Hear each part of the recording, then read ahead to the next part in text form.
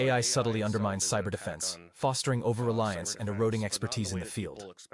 Rise of artificial intelligence has to be changing your field. Tell our listeners a little bit about AI and what it's doing to cyber defense.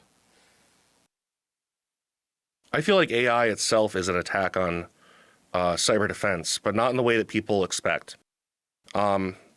Because what you'll hear about in the news a lot, and so I don't really need to say too much about it, is that, it's advancing malware, it's being used as a phishing tool and all these things.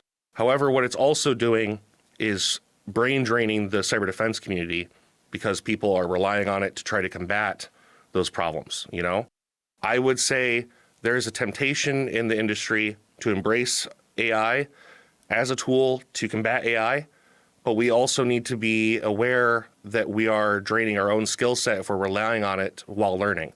So teach yourself, use AI for fun, but until it gets to the point where you need to, I really think that we should be trying to keep those I'm not saying, don't embrace technology, right? But definitely try to make sure you're, learning.